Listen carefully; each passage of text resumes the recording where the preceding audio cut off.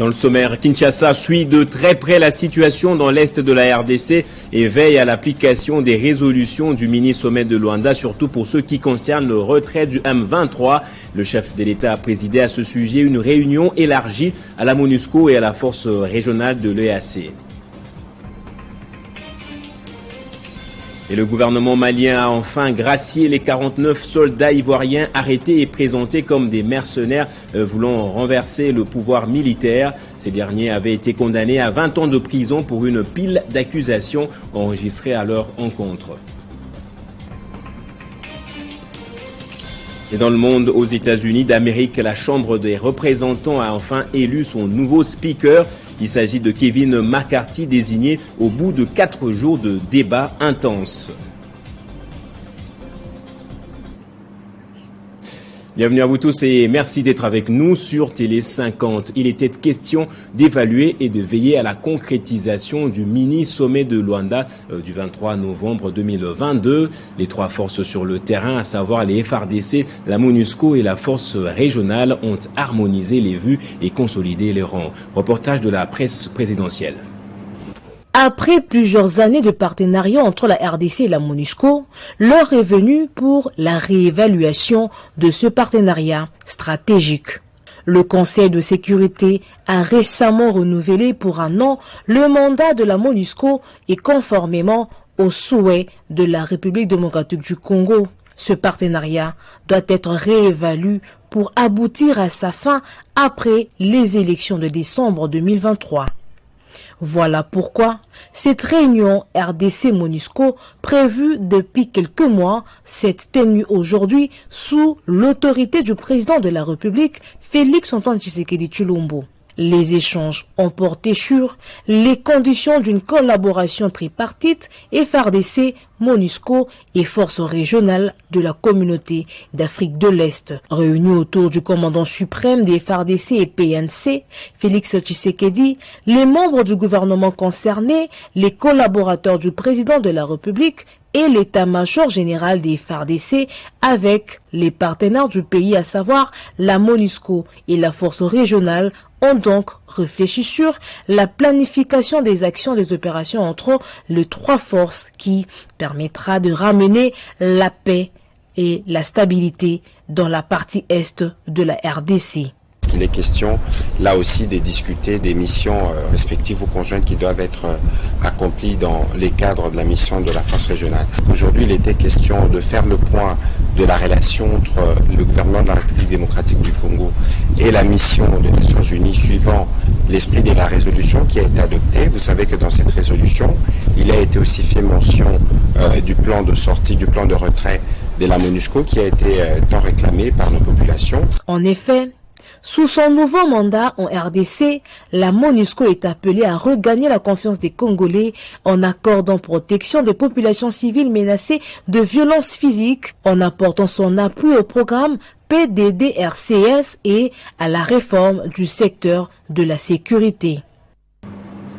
Et décès du pape Benoît XVI à Kinshasa, une messe d'action de grâce était célébrée ce samedi en la cathédrale Notre-Dame du Congo en présence des autorités politico-administratives, parmi lesquelles le chef du gouvernement et le président du Sénat.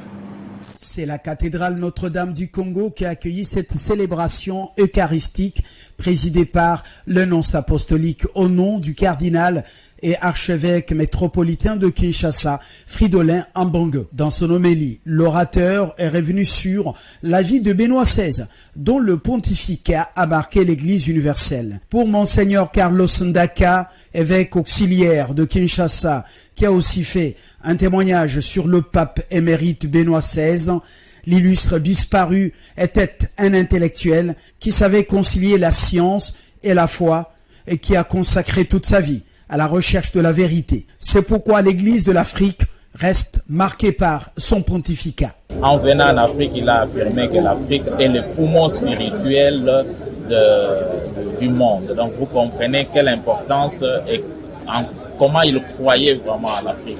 Pour nous, c'est un pape qui était toujours à la recherche de la vérité. Le président du Sénat, Modeste Batilukebo, son collègue de l'Assemblée nationale, Christophe Mbosso, Le Premier ministre Jean-Michel Sama Lukonde et d'autres personnalités du pays ont pris part à cette messe d'action de grâce. Et dans le Nord Kivu, une délégation de la Commission électorale nationale indépendante a mis ses pieds ce samedi au chef-lieu de la province. Objectif, sensibiliser la population à l'enrôlement avant le début de l'opération prévue pour le mois prochain. La délégation est conduite par le deuxième vice-président de la CENI, Didi Manara. Notre pays organise cette année, en décembre, des élections générales présidentielles jusqu'au niveau local. Toutes ces élections-là doivent se dérouler. Mais il faudra de prime abord que la population soit informée du processus électoral, mais également de l'enrôlement pour qu'ils aient accès au vote.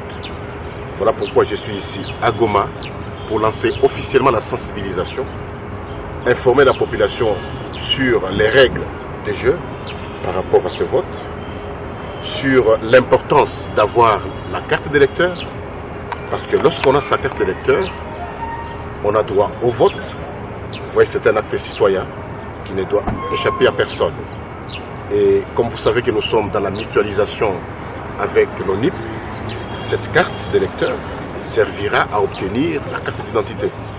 Donc c'est une opération de sensibilisation très importante parce que l'enrôlement ici, dans le Nord Kivu, comme dans le Maniema, comme dans les autres provinces qui sont dans la troisième ère opérationnelle, commence le mois prochain, le mois de février. Je dois absolument rencontrer les membres du Conseil provincial de la sécurisation du processus électoral. Et on ouvre maintenant le chapitre de la sensibilisation à l'enrôlement des électeurs par les politiques. D'abord, le président national du parti Alliance populaire pour le social, Trésor Kibachi, s'est enrôlé dans le district de Tchangou, une manière pour lui de booster tous les militants à se faire identifier afin de participer aux élections générales de 2023. La sensibilisation sur les opérations d'enrôlement des électeurs continue de s'intensifier dans les rangs des parties prenantes aux élections de 2023. Ce samedi 7 janvier, c'est le docteur Trésor Kibachi, président national du parti politique Alliance populaire pour les sociales, qui s'est fait accompagner de sa base à la Tchangou pour s'enrôler et servir d'exemple aux membres de son parti politique et toute sa base à venir massivement se procurer de leur carte d'électeur en vue d'exprimer librement leur choix aux échéances à venir. Arrivé sur les lieux d'enrôlement, le président Trésor Kibachi n'a pas brisé les protocoles établis par les centres. Il a patienté comme tout autre électeur avant de se rendre au bureau et d'obtenir dûment et dans les règles sa carte d'électeur. Il a choisi par ailleurs cette occasion pour saluer le travail qui est fait jusqu'à présent par la CENI et a lancé un appel à tous les Congolais à suivre les processus. Tolingi korasire bana ya Kinshasa nyonso bana ya Congo ke makambo etali maponomi ebandi deja kotambola oyo nana azwi carte na yete ya élection aya deja kosala mbango kozwa carte na ye po ete maponomi ezali ya solo na yango moto apesa bino makanisi ya mabete. Il est vrai que bakarte yango bazosala yango en noir et blanc, mais effectivement ezali bakarte ya malamo elongo ezali awezali yangai. Signalons que l'Alliance populaire pour les sociales est un parti cher à Séraphine Kilubu Kutuna, vice-ministre de la Défense. Et Cédric Nguindou, cadre au MLC, lui aussi a sensibilisé la population juste après avoir obtenu sa carte d'électeur ce samedi à la paroisse Saint-Antoine dans la commune de Bumbu à Kinshasa. Hérité Ntamboa. Accompagné de la vice-première ministre, ministre de l'Environnement Eve Bazaïba et d'autres cadres du parti politique Mouvement de Libération du Congo, parti cher à Jean-Pierre Bemba, Cédric Nguindou, l'un des hauts cadres du MLC, a été accueilli ce samedi 7 janvier à la paroisse Saint-Antoine de Bumbu, au centre d'inscription par sa base électorale. Sur place, il a sensibilisé à l'enrôlement afin de s'approprier les pouvoirs de se choisir librement les dirigeants. Congolaises et Congolais à s'approprier le processus électoral, à s'enrôler massivement pour enraciner la démocratie dans notre pays. Moi, Cédric Nguindou, je viens de m'enrôler je deviens non seulement électeur, mais aussi éligible. Cédric Nguindou a saisi cette occasion pour tordre le cou à la polémique, notamment sur la durée, au niveau des centres d'inscription et à la qualité de la carte d'électeur, dont la photo est en noir et blanc. En tant qu'homme d'État, ce sont les droits que cette carte me donne qui sont plus importants que le document en soi en tant que physique. Je dis que je suis content de tout.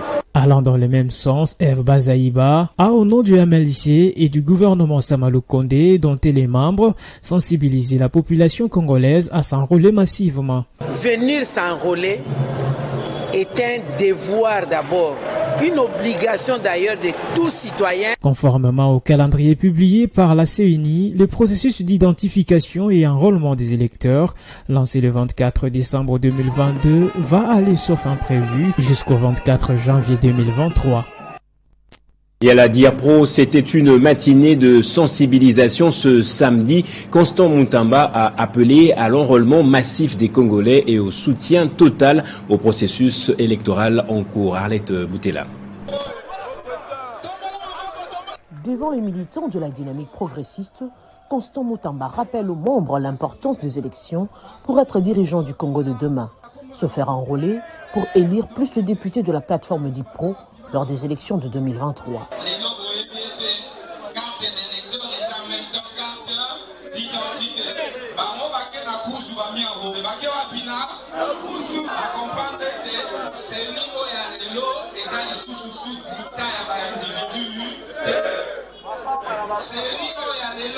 Pour l'opposition républicaine, ceux qui tentent de boycotter l'opération de l'enrôlement doivent être considérés comme ennemis de la République parce que la seule voie qui peut faire changer le régime, ce sont les élections.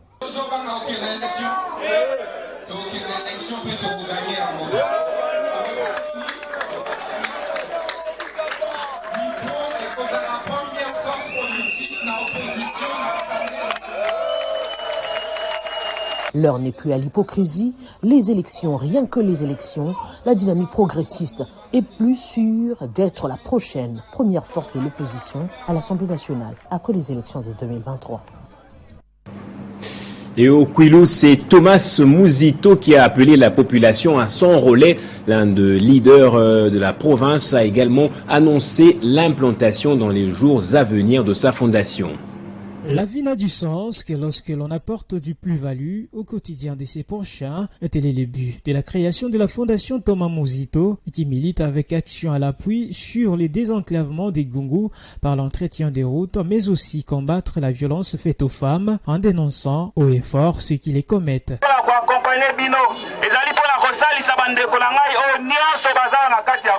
Coupure du ruban, lancement officiel de la fondation par son président Thomas Mouzito devant une foule composée des membres et sympathisants à qui ce digne fils du Kwilu a remis symboliquement des échantillons des matériels devant servir à la réparation des routes du secteur des Gungu. Réputé un homme accommodant, Thomas Mouzito a profité de son séjour dans ces coins du pays, partagé un repas de cœur les jours de la Noël avec les enfants démunis. Cet homme du peuple n'a pas manqué aux invitations lui adressées par les autorités ecclésiastiques des Gungu, notamment celle de l'église catholique, dont une messe d'action des grâces a été dite pour redorer la suite de ses activités. Et à l'église kimbanguiste, les pasteurs et tous les fidèles l'ont béni, lui et toute sa délégation, mais aussi sa fondation. Tenant à s'imprégner davantage de la situation de son secteur, enfin, d'en remédier tant soit peu, Thomas Mouzito a visité coins et recoins des Gungu où il a partagé vivre et non-vivre avec la population qu'il a accueillie à Pompe. En retour, Thomas Mouzito a dit ne pas demander plus à ses frères, et si pas juste une place parmi eux.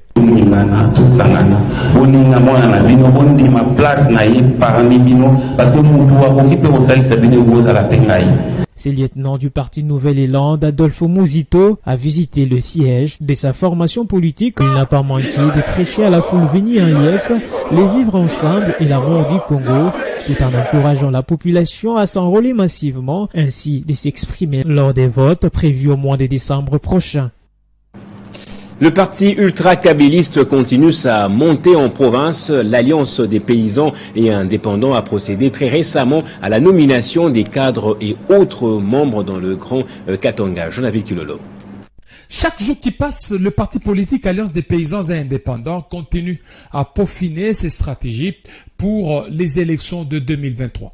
Pour preuve, ce sont des nominations dans plusieurs provinces, même du côté de la diaspora, pour maintenir son cap pendant la période électorale. C'est ainsi que le parti a pris une décision portant nomination de quelques membres du comité du Grand Katanga de l'Alliance des paysans et indépendants, en tenant compte de la Constitution de la République démocratique du Congo telle que modifiée, en considérant l'option levée par le bureau du parti quant à la nécessité de redynamiser l'Alliance des paysans et indépendants sur l'ensemble du territoire national en vue de matérialiser son implantation totale. Sont nommés Zandouma Massimango Josué, secrétaire exécutif interfédéral, Chamb Masumba Christina, secrétaire exécutif interfédéral adjointe chargée de l'administration, communication et logistique, Kamweni Moussoji Tété, secrétaire exécutif interfédéral adjointe chargée du processus électoral.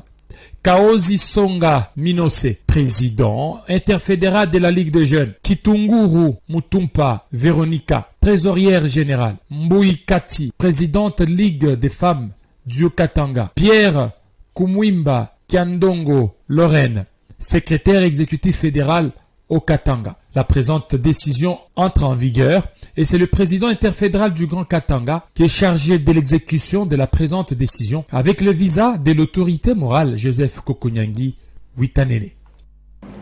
Et l'inauguration de l'école primaire de la cité de la commune de Dilala dans le Lualaba n'est plus qu'une question de quelques jours. Les travaux de construction sont déjà en phase terminale. Cet ouvrage d'utilité communautaire vient en appui à la gratuité de l'enseignement de base. Christian Kalonji. Débutés depuis le mois d'octobre 2022, les travaux de construction de l'école primaire cité de la commune de Dilala sont presque à 90% d'exécution. L'heure est au finissage des portes et fenêtres. L'ouvrage a été présenté à la presse vendredi 6 janvier 2023 par le bourgmestre sortant Deogracias Kalubunda qui se dit fier d'avoir accompagné le chef de l'État Félix Antoine Tshisekedi dans son programme de la gratuité de l'enseignement de base. Cette école primaire a 6 salles de classe, 8 bureaux, ainsi qu'un bloc sanitaire moderne. Chaque salle aura une capacité d'accueil de plus ou moins 40 élèves. D'ici la fin du mois de janvier, la première phase prendra fin pour le C-Place. À la seconde, qui consiste à la construction d'un terrain de basket et la clôture de l'école, comme le confirme le chef des chantiers. Le bâtiment qui prend 6 salles de classe, plus des bureaux. Pour le moment, nous fixons les fenêtres, c'est ce qui reste pour le finissage parce que presque tout, il y a juste une couche de peinture qui reste. Nous avons commencé au mois d'octobre et nous prenons fin au mois de janvier. Il y a un autre bâtiment, il y a l'enclos qui va suivre et il y aura un terrain de basket et nous aurons aussi un terrain pour les jeux des enfants ainsi que le parking. D'ici l'année scolaire prochaine, le centre professionnel cité de la commune sera au bénéfice de la province du Lualaba en particulier et de la République démocratique du Congo en général. Et dans le Maniema, le gouverneur Afani Idrissa Manga est de retour dans sa province après sa mission à l'Équateur à la 9e conférence des gouverneurs. À son arrivée, le chef de l'exécutif provincial a aussitôt présidé une réunion du Conseil provincial de sécurité. Retour à Kindu ce vendredi 6 janvier 2023 du gouverneur Afani Idrissa Mangala en provenance de Kinshasa.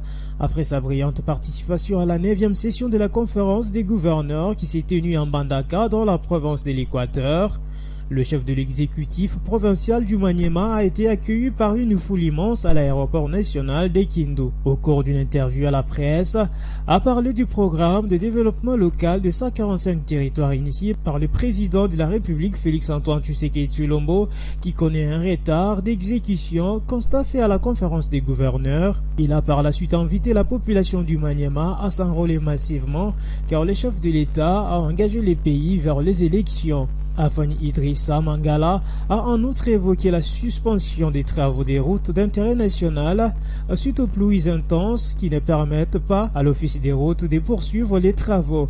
Enfin, l'autorité provinciale a parlé du rapport du Forum sur la paix et la cohésion entre les filles et fils du Maniema, dont le Conseil provincial de sécurité a demandé aux organisateurs de reporter suite aux problèmes sécuritaires.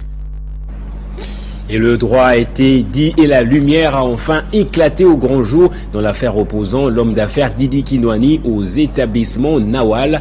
Didi Kinwani a été débouté par la cour d'appel de Gombe-Kinshasa dans l'affaire qui l'oppose à Taleb Karim, liquidateur de la succession de feu Nawal Kdo.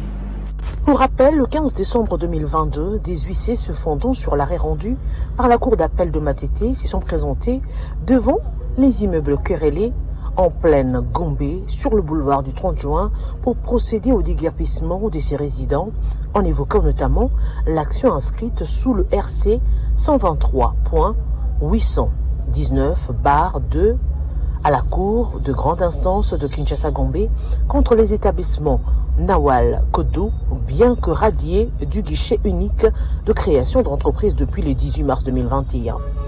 Monsieur Kawé n'est pas celui que l'on représente ici comme étant réceptionniste. Monsieur Kawé est l'avocat de la partie. C'est-à-dire qu'on a orchestré un jugement obtenu de manière cavalière et on vous donne l'impression de le signifier. La justice se dédouane de cette forfaiture qui n'avait que trop entériné son image de marque. D'autant plus que M. Tabel Karim avait introduit une demande de rouverture de débat pour permettre à la succession du feu Nawal de présenter ce moyen de défense devant la cour d'appel de Kinshasa-Gombe. Ce jugement n'avait été que cavalière. Parlant de la cour d'appel Matete, cet expert en droit des affaires note qu'il a été malheureusement constaté que ce tribunal incompétent puisse déguerpir des propriétaires munis des certificats d'enregistrement sans qu'ils n'aient été appelés en procès, et ce, sans préavis ni commandement, même d'un seul jour. Lorsqu'on était en train d'exécuter, la partie que nous représentons était très diligente au point d'obtenir un arrêt en défense à l'exécuter. Et lui, Kolobake, nous a beaucoup exécuté, mais nous venons avec des éléments devant un juge à lui, vous n'exécutez pas, vous attendez. En retrouvant ces appartements, plusieurs objets ont été détruits et déplacés. Ce jour, ce jugement fantaisiste a été suspendu suite à l'appel interjeté par la succession Nawal à la cour d'appel de Kinshasa-Gombe. Et l'actualité africaine à présent, après un semestre de tensions politico-judiciaires entre Bamako et Abidjan, et même avec la CEDEAO, le président malien de la transition a gracié les 49 soldats condamnés à 20 ans depuis le 30 décembre dernier. La médiation du président Faure Gnassingbé a quand même porté ses fruits. Il y a eu des mois de tensions, des jours de suspense et d'innombrables rebondissements entre Bamako et Abidjan.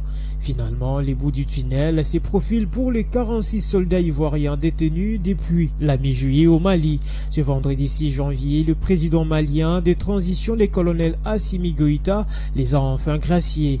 L'annonce est tombée dans la soirée du vendredi via le communiqué numéro 43 de la transition malienne, lu sur les ondes de la télévision nationale par le porte-parole du gouvernement, le colonel Abdoulaye Maïga. Dans ses communiqués, le gouvernement malien dit son attachement à la préservation des relations fraternelles et séculaires avec les pays de la région, en particulier avec la Côte d'Ivoire. Ces soldats ivoiriens avaient été arrêtés au Mali, qualifiés de mercenaires, puis inculpés mi-août de tentatives d'atteinte à la sûreté extérieure de l'État et écroués. 3 d'entre eux, des femmes, avaient été libérés à la mi-septembre. Le 30 décembre, la justice malienne avait condamné ces femmes à la peine de mort par contumace et les 46 soldats toujours détenus à 20 ans de réclusion criminelle. Le colonel Assimi Goïta, président de la transition, chef de l'État malien, a accordé sa grâce avec remise totale des peines aux 49 Ivoiriens condamnés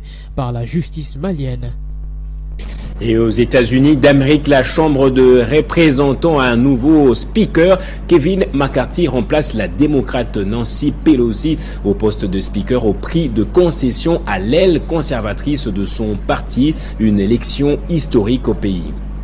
Kevin McCarthy a enfin décroché dans la nuit du vendredi 6 au samedi 7 janvier les voix nécessaires pour être élu président de la Chambre américaine des représentants, mettant fin à un processus marqué jusqu'au bout par des très vives tensions dans les rangs républicains.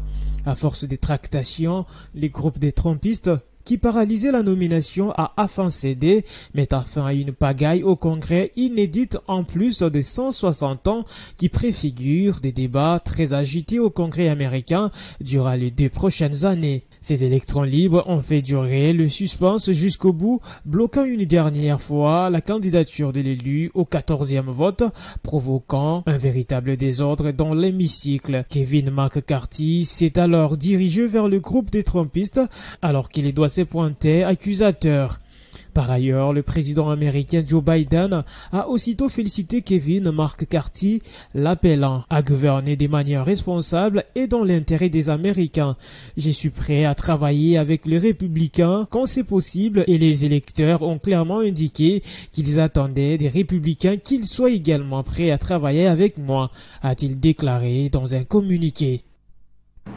Place au rappel des principaux titres du journal à présent. Kinshasa suit de très près la situation dans l'est de la RDC et veille à l'application des résolutions du mini-sommet de Luanda, surtout dans ce qui concerne le retrait du M23. Le président de la République a présidé à ce sujet une réunion élargie à la MONUSCO et à la force régionale de l'EAC. Et en Afrique, le gouvernement malien a enfin gracié les 49 soldats ivoiriens arrêtés et présentés comme des mercenaires voulant renverser le pouvoir militaire. Ces derniers avaient été condamnés à 20 ans de prison pour une pile d'accusations enregistrées à leur encontre. Et aux USA, la Chambre des représentants a enfin élu son nouveau speaker. Il s'agit de Kevin McCarthy, désigné au bout de 4 jours de débats intenses. Et c'est par ici que prend fin ce journal. Merci à vous tous de l'avoir suivi. Soyez toujours dans la joie, madame, messieurs.